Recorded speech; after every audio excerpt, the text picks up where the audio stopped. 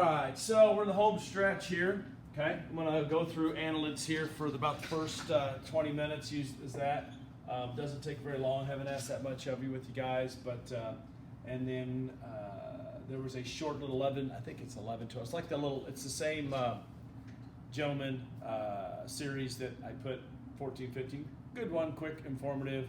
I took the questions off of it for you just simply because of the Common Guide reading guide that goes with this. And then the earthworm little dissection, I actually uploaded that one. I put it in a PDF because there were some glitches, so you'll probably have to go, well, you will have to go. The hyperlinks weren't wanting to register right if you click and go, and so I thought, let's just go with what we know as far as making it a PDF. Some of you guys get that, split screen, type in, copy, paste the URL for it, and so on. So we'll give that a shot, all right? So. I had told you guys last week the quiz for today. I did not get it finished or converted. I had it finished. I didn't get it converted over to Schoology, so I'm sure you guys that. So, but I always unlock them and give you multiple days. So I will just push that back for the Mollis. Probably what I'll just simply do is I'll put the Mollis and this annelid one up at the same time, sometime probably by Friday. Give you all we can take it. They don't take that long, but I'll open it up for like a 72-hour period to take the quizzes, which, like I said, everybody's done well on for those that have taken them. But just to kind of let you know on that one, okay? So, so I'm going to flip this on live so I can see the annelid a little bit. Okay. So, with Annelidia or annelids, annelids is the English version. Annelidia with an A on the end there just makes it Latin, okay? Which basically translates into little rings or tiny rings, okay? We're talking what we think of earthworms, okay? And they're basically, I'd say the main focus of this, but they have a larval stage, just like a mollusk. Remember I also said in the PowerPoint or when I was talking to you lecture about mollusks, in actuality, I should have had the annelids first if we were going from developmental stage in order, but I had it flip-flopped in the mollusk. And the main reason for that was because of, like I told you, the body plan, all right, in which they are the first group of invert phylums, and from here on up, that display what they call the collimate, which remember has the hollow body cavity that is completely lined with mesoderm, which is the tissue germ layer in early embryonic development that is responsible for developing all of our organs and systems and that kind of stuff, as far as that. And then from there on out, the body plan doesn't change in all living organisms. So technically, I guess there's those that can argue either way, no big deal, okay? But that's what I talked about a little bit before. The obviously little rings. Okay, number 3, the body's divided into segments. Those little segments, there's a lot of the keywords are septas, which are the little segmented rings. And many of the annelids, they have little bristles. So if you've ever held an earthworm, and if we had the earthworm dissection here in class, I would tell those. I'd say, first of all, look at the earthworm, you'd pick it up. You notice one side of the earthworm's darker, and usually the belly side or ventral side is the lighter, just like in most organisms, due to the light thing. But if you were to take your finger and just kind of run like a piece of spaghetti down, you would feel on the ventral side burrs or feel like some little tiny granules like a sandpaper. Those are the little seta, which basically on each little segment, they have these 2-3 like little hairs. And not to be gross, to me they kind of look like under a microscope. It looks like when you see those little 2 or 3 hairs that grow out of like a mole or something. And I would go, Meyer, did you really make that analogy about a mole? Yes, I did. But that's what it kind of looks like, or like a little hair follicle thing. But anyways, in each little one, they're in pairs. So each little segment has these pairs, so they're like little anchors. Okay, just like spikes on cleats or something of that nature to get grip. And when they're using that, which is most important for locomotion or movement, and we'll get back to that, but those little seta serve a very valuable, can't talk today, an important purpose in just their overall anatomy, okay? There's that term colon, like I talked about, which I just talked about, the lined mesoderm cavity. We now have, obviously, food passes from mouth to anus, so we have a true closed circulatory system in which it goes from a mouth to anus, one direct path, more efficient, So you're even in the earthworms, you're seeing with that body style and design, that stuff more efficient. Okay. So let's go ahead and jump right into the 7 essential life functions. Okay. Oops. There we go. Feeding. Annelids, basically, they have a pharynx. That's a term we're really familiar with. I'm talking about the throat region. It's a muscular region, kind of like when we go make the swallowing noises where we can see our Adam's apple or throat muscles or whatnot, that capacity. So, which helps draw the food down, their food into their digestive tract. We refer to that term as peristalsis, which is kind of the best way to describe how the pharynx muscular structure works is if you were to take a tennis ball, a racquetball, put it in a sock, take your hand and go and milk it down, it'd be like the same thing when you swallow. It contracts from top to bottom, kind of like a whip or a wave, and helps push the food down. Or an unfortunate circumstance, if you ever gotten sick, where your stomach starts retching, it's the reverse peristalsis where they flex and you get the idea, you throw up. Okay, but it's a muscular structured tube, obviously of smooth muscle. It's the first time we have anything like that of design in any type of groups of animals. Okay. Then they got a structure called the crop, which is kind of like a extra stomach, I guess you might want to say. We see rise to the crop type gizzard when you get into vertebrates with like birds and various other some mammals that are herbivores that have like extra, I guess sometimes referred as extra stomachs or storage chambers or things of that capacity for just the staging area, right? And in a lot of cases, what they found out with these smaller organisms that have things such as the crop, and then the food passes into this particular cast of a gizzard, another organ that helps grind it up, is when they have the absence of any ability to chew, or like no teeth to break down the material, or these individual organs, the enzymes that break down various macromolecules, your carbohydrates, lipids, that kind of stuff, proteins, are not all located in one structure.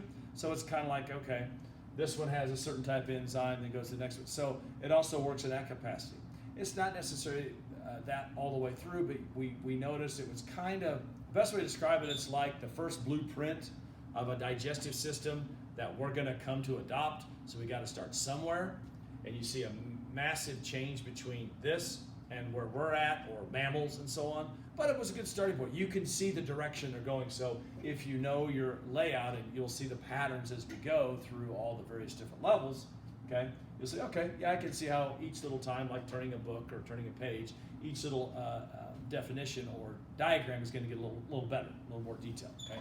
And it's because of what it has to do, or the more complexity of the structure, okay, or the organism, all right? Food is then passed to and absorbed basically through the intestines. Same thing, that capacity. And then there's that whole diffusion of essential nutrients and material and water, which is important. A lot of people forget that the intestines, one of their main functions is the reabsorption of water, keeping us from getting dehydrated. That's the same in all organisms, especially in small, moist organisms such as this, that is essential for their survival. Okay, they don't have a membrane-bound outer skin to keep from transpiration, keep from losing water. Okay. Like I said, did I say open? Yeah. No, there's closed.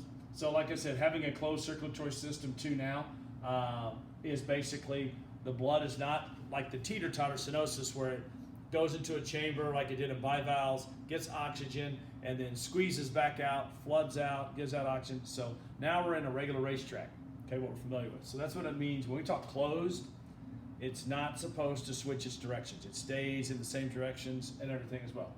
Man, good looking icons there. All right, hope everybody go back to sleep. Okay. All right, I looked there, so, oh well.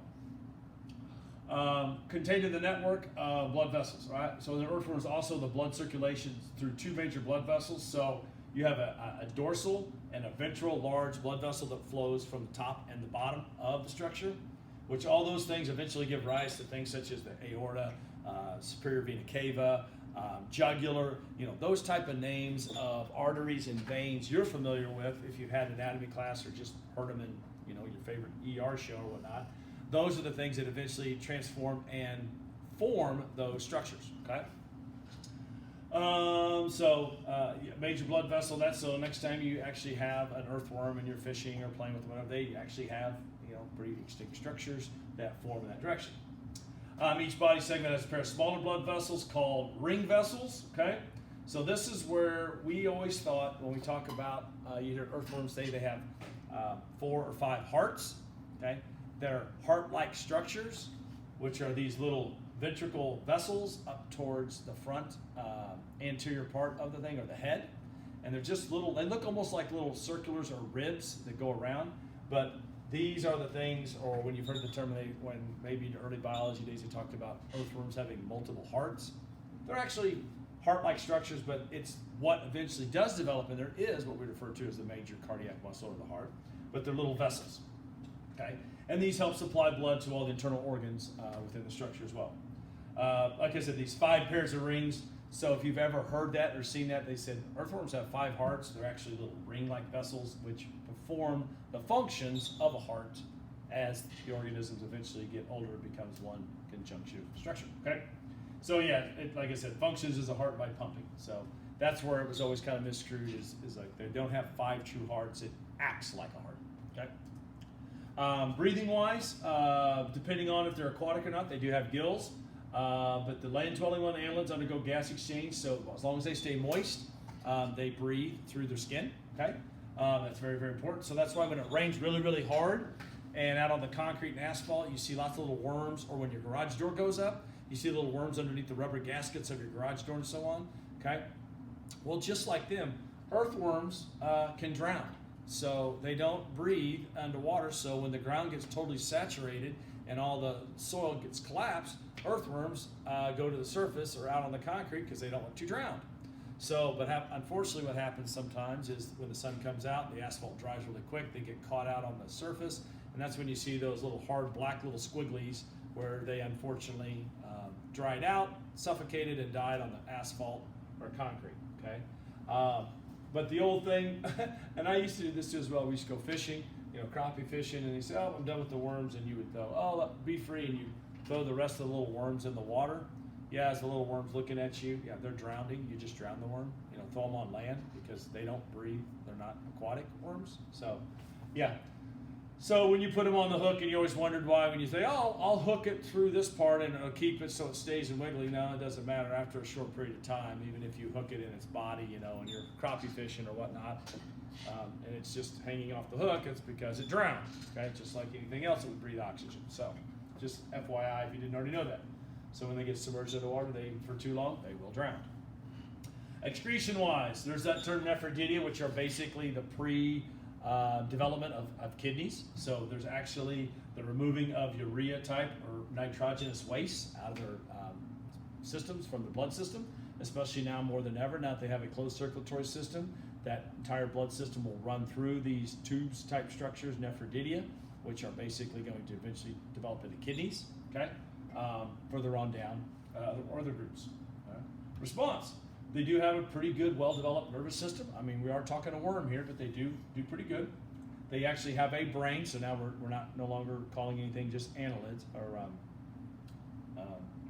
ganglia, which is a couple nerves they refer to as actually having a brain, which is 2 to 3 or more nerve cells combined together with nerve endings.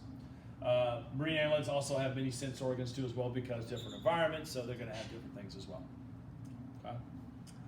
So this goes back to the 2 types of muscles, and we talked about the seta, or those 2 little hairs that are anchored on each little segment in pairs, all along the ventral side of the earthworm. Okay. So basically, the longitudinal muscles go from rear. So they contract to make the worm shorter. So it's these circular muscles, like a slinky, they go out.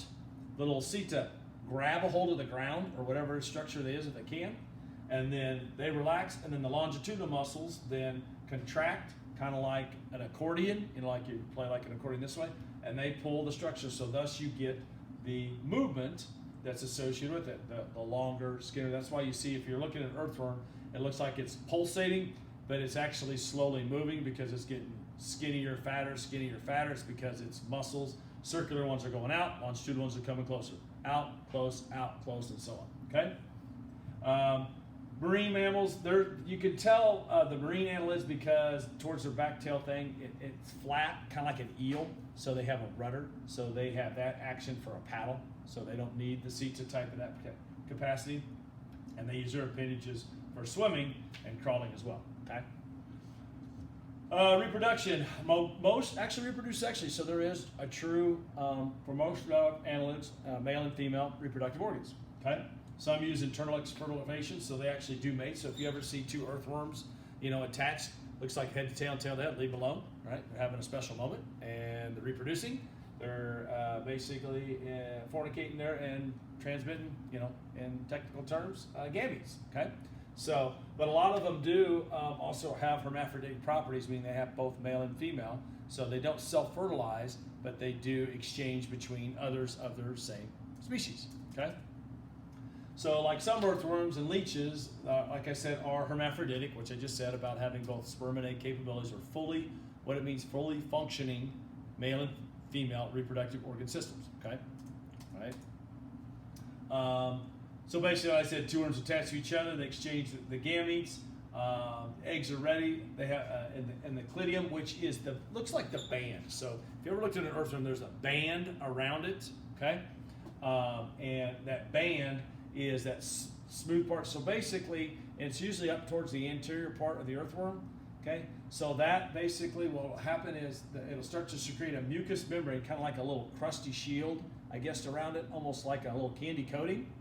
When that shield or mucus is hard enough like that, kind of like a ring, looks like the band on a cigar. That's really kind of what it looks like. It thickens up. They will then deposit the fertilized eggs in there that have already or released the gametes for male and female, and that process takes there. They will then go to the soil. They will then wiggle into soil. They will deposit that into soil. So there's no nurturing, and it's like a little cocoon. And then when that hatches, you got little tiny earthworms or leeches or whatever ones that follow that capacity. So it usually takes a few weeks for it to that range when the ring will just slip off, and they embed it in soil, and then eventually, lo and behold, you have a handful of worms or leeches. So now to the classes there. They got oligoch, which basically means the ones that have few hairs. Earthworms leave squiggles.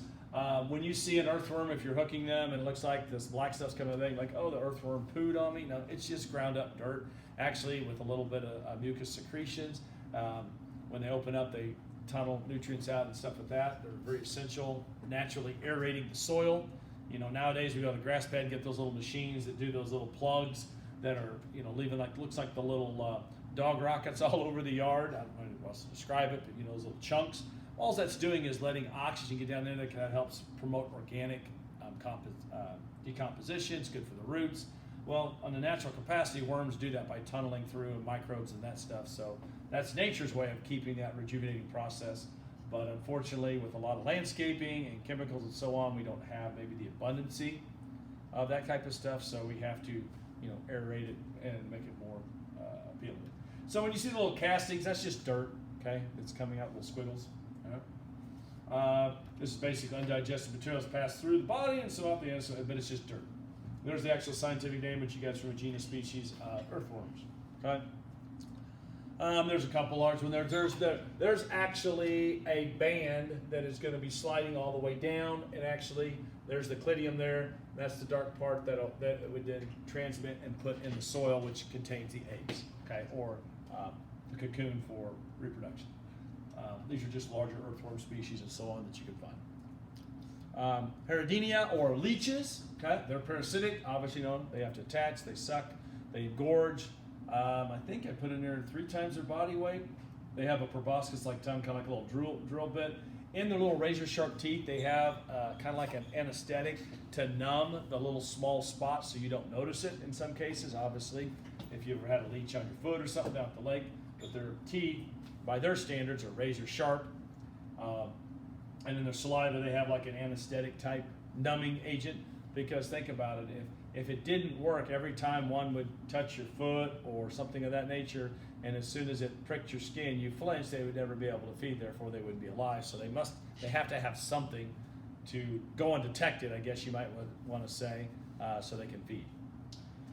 Leeches are still used for medical purposes. I watched a seminar where a gentleman, if you're hopefully at least listening there, had an accident at a construction site, a 2x4 or a piece of sheet, not a 2x4, it was a piece of sheeting, like plywood. Slid off, it glanced off his construction helmet, and it just kind of went down like that. Well, it caught his ear, and if you've ever peeled a banana, just think Imagine grabbing your ear and just peeling it down, and your ear is on a flap of skin just kind of hanging down here, like Pluto the dog ear. Okay, so there's not a lot of blood flow in that because it's elastic cartilage and so on. But plastic surgeons were obviously able to just lay it back up, sew it back on. The guy was fine. But one of the techniques they used was it was a 50-50 chance where they said to establish blood flow back to that cartilage. So this individual went into physical therapy, and we saw it. And it was the old still. It wasn't a video, so they were like pictures. But this doctor was actually taking leeches and attaching it to the earlobe and allowing them to engorge themselves. And by kind of like the vacuum or the suction, was forcing the blood across that scar tissue where they had reattached his ear, forcing the blood back into the extremity of the ear, keeping the colorization so he wouldn't lose his ear until that pathway. There's a lot of places that use that for cosmetic surgery, for rapid healing. It sounds kind of weird, but people that have had facelifts or skin grafts or things of that nature, they have been known to still use leeches to put around the scarring tissue to increase blood flow to that to repair the tissue faster. It's no different than when you put a heat pack on to heat up the muscles for oxygen, or you go for ultrasound with the little stem stuff. Anything that's going to increase blood flow to that damaged area is going to repair itself faster. So the leeches were a natural remedy, and they would attach, and when they would get their full, just like eating, they would just drop off, and they'd put them back in, and there'd be no mark or nothing. And if you get past the fact that you have a leech, doing that, no harm, no foul. Okay, so they do actually use them a lot still for medical purposes. I always take that from Fear Factor. There's a couple leeches on this girl's face. I don't know where I got that one. That's the old TV show Fear Factor, where she's in a thing with a bunch of leeches on her. So, and the last group is what they mean polychaetum. It's just basically mini hair. Most of the times you're going to find those with the examples of sandworms, bloodworms, and fireworms, associated more with aquatic stuff.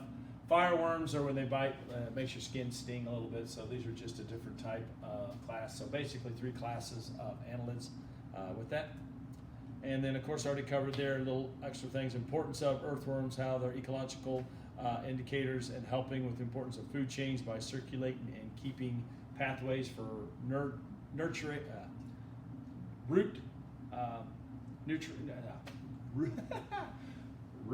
nutrients and irrigation and decomposition within them. Okay, roots one. Okay, so.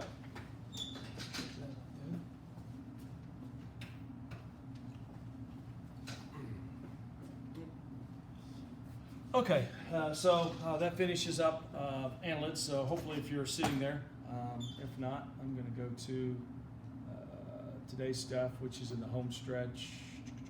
Schools Unit 3, 14th.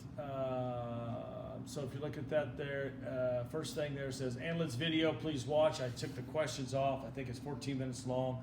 It is an assignment in the sense where when you submit, all you basically do is submit and Myra watched it. When I see it pop up, it'll show up in that. So all you got to do is watch it. I took the 11, 12 questions off of it because of the other 2 assignments I had. So just by watching it and then hitting the submit, it'll show up over there, even if you just have to type a couple things from that. Okay, so that's all the stuff's on the 21st.